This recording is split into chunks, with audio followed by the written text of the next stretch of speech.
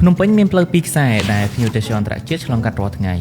តែយើងបែរជាមើលរំលងពីសក្តានុពលរបស់វាទៅវិញបើយើងក្រឡេកមកមើលផ្លូវនរោត្តមផ្លូវទៅកាន់ទីស្តីការគណៈរដ្ឋមន្ត្រីនិងផ្លូវទៅកាន់ក្រមប្រឹក្សាអភិវឌ្ឍកម្ពុជា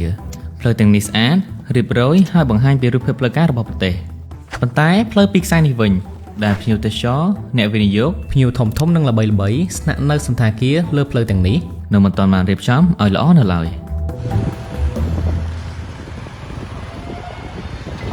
វិថីសុធារស់ជាផ្លូវឆ្ពោះទៅកាន់សន្តាគារ Sofitel និងផ្សារទំនើប Eon ផ្លូវនេះជាខ្សែភ្ជាប់ដ៏សំខាន់មួយពីតំបន់អភិវឌ្ឍន៍ទៅកាន់បេះដូងនៃប្រវត្តិសាស្ត្រនៃរាជធានីភ្នំពេញ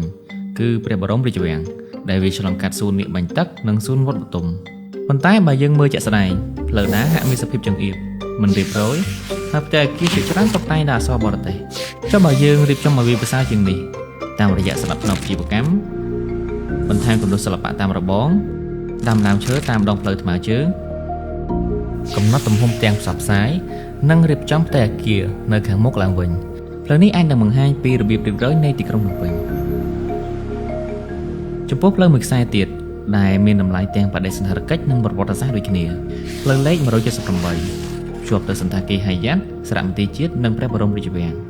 ផ្លូវនេះហាក់មានដើមឈើធំនិងមានចម្លាក់ល្អៗតាមដងផ្លូវស្រាប់ប៉ុន្តែចំណតឡានបែរជាបិទបាំងលក្ខណៈសម្បត្តិល្អទាំងនោះវិញចុះបើយើងរំដោះទេសភាពតាមដងផ្លូវដោយកាត់បន្ថយចំណតឡានដោយជំនួសមកវិញដោយផ្លូវកង់